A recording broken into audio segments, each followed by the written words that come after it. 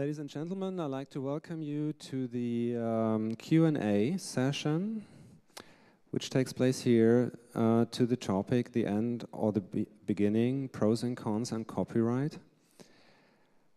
First, a little instruction and the challenges to copyright brought on by the digital revolution are many. Information wants to be free, Stuart Brand famously said and continued, and information also wants to be expensive.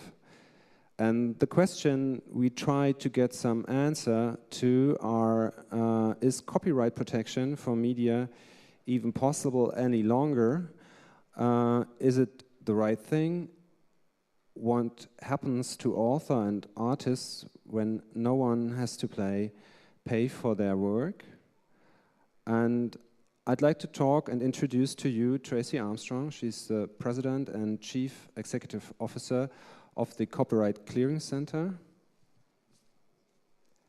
Tracy Armstrong, bringing more than 20 years of experience in right management with CCC to the industry, leading the organization through a period of phenomenal change and challenges. Tracy has helped transforming CCC licensing solutions to meet the need of today's digital publishing world.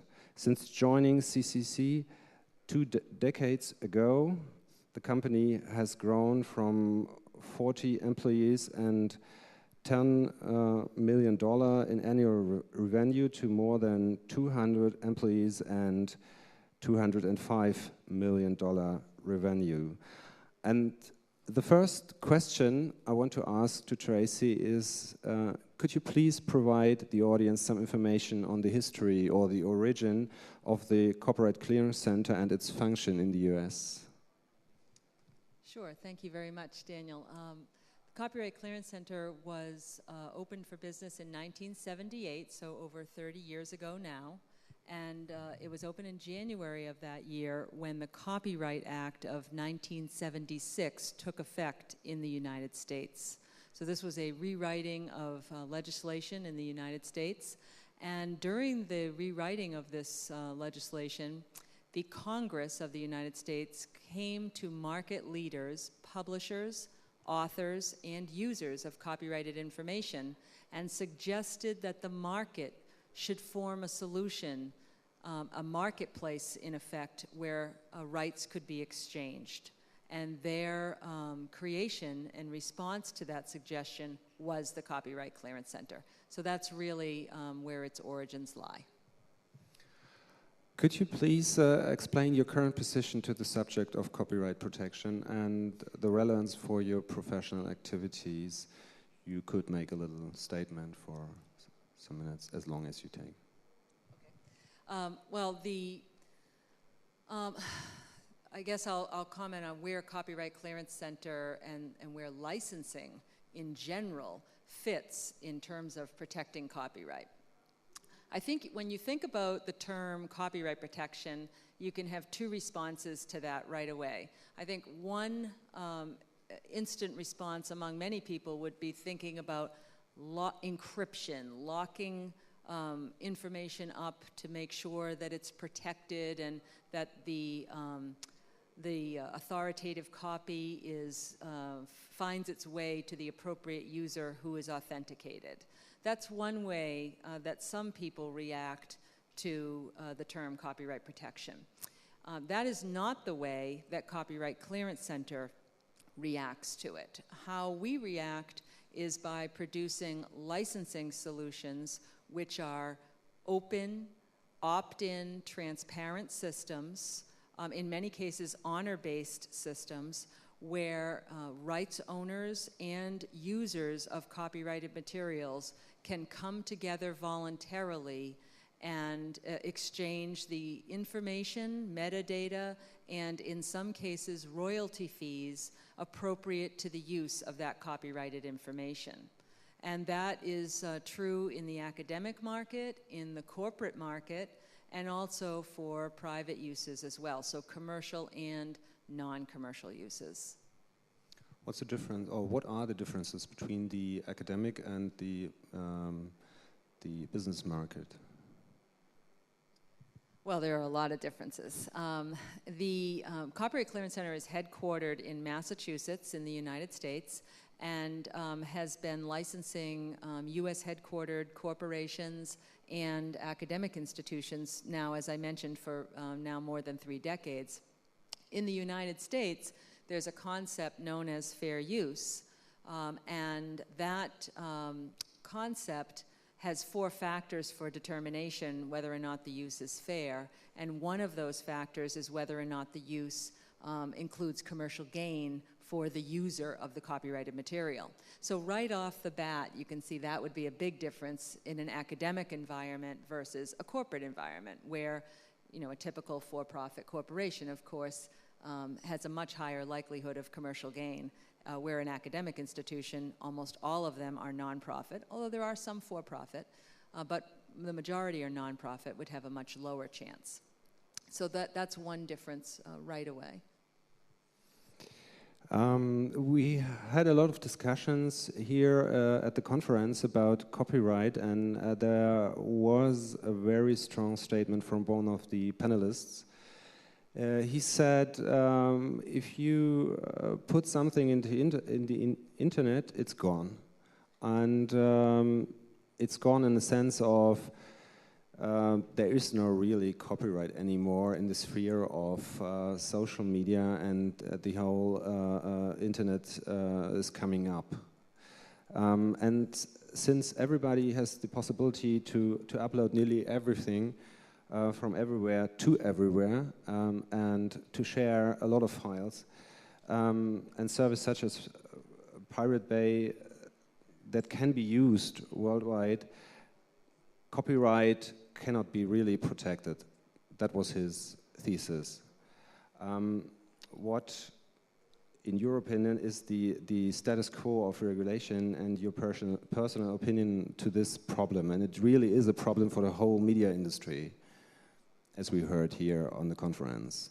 Yes, it absolutely is a problem for the whole media industry. And I think one of the things that I would point out right away, just to build on a comment you just made, is that today everyone is a publisher. Whether you're a photographer, whether you're a writer, a videographer, filmmaker, whatever your creative area is, you are able to publish your works yourself or in small consortia, other mechanisms than were previously available 5 years ago, or even more recently than that.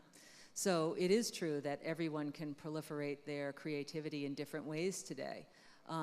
I do not agree at all with the comment that when material is put on the internet, it's just there and it can be consumed by anyone at any time with no regard for copyright. It is true that it can be consumed much more easily and by many more people than you could ever imagine reaching before, with enormous benefit to those communities. But there are, certainly there is the need to respect copyright, and there are many mechanisms through which that can be done. So if you don't mind, I'll just build on that with a couple of examples. So one thing to think about right away is the word seamless.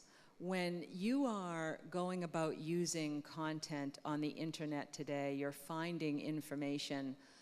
First of all, you want to be able to find the information that you need. For your personal use, your professional use, whether it's a student or a corporate employee or an individual looking for information and to enrich their task at hand. That ability to discover needs to be there. It's then in between the discovery and the use that we need to build something in. And so there are many ways. You could actually build a step in. For example, I would use an example, one of the offerings that we have, just as an example, because obviously I know that better than many other things, is a product that is a tool you can affix to digital content.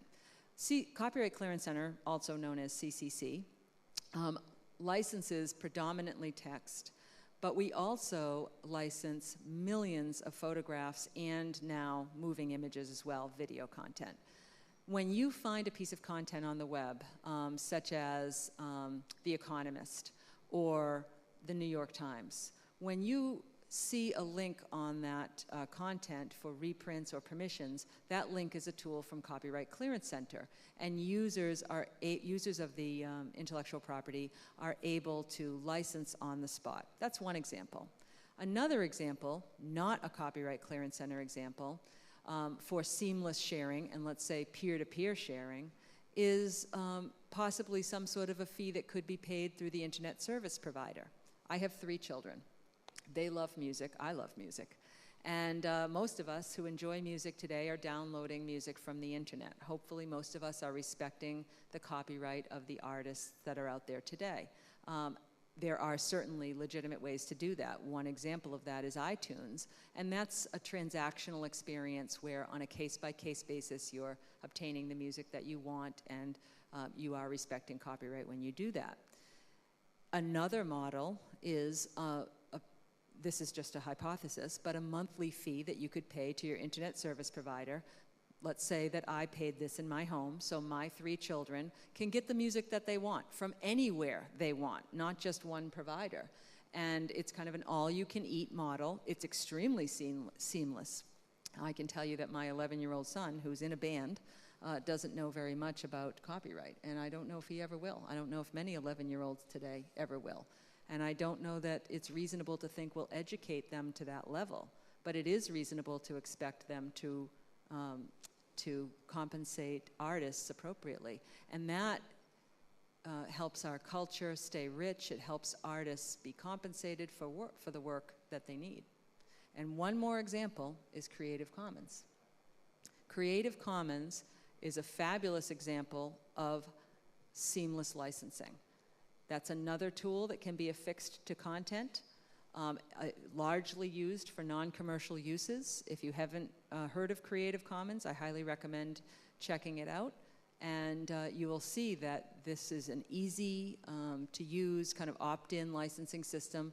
It's the non-commercial alternative to Copyright Clearance Center.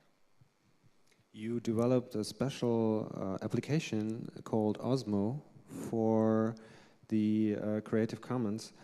Could you explain it a little bit, what it's about, or how it works? Sure, yeah, Osmo is, in a one-word summary, it's really cool. It's a neat tool that is built on the Creative Commons Plus platform. So I just mentioned that Creative Commons is a tool for non-commercial licensing, and the Creative Commons leadership team decided that for their community they also wanted to offer choices for commercial uses. And so they sought through partners these services to be built, and Copyright Clearance Center built them one, and that is called Osmo. This is something that has been endorsed by Creative Commons. It's a simple tool that can be affixed, again, to digital content. It's like a tag, and the users of the rights owners of that content can set their terms and prices for the commercial uses, and then the users of that content can easily see that tag when they open the content. Again, can be photos. Actually, we targeted Osmo for photos when we went live with it. And but it could be anything. It could be a video, could be an article. We're licensing blogs now. Today, about 1,500 blogs we're licensing. So it's a pretty robust set of content that we're licensing today. About 350 million rights right now at the moment that we're brokering. We discussed also today the differences in the legislation about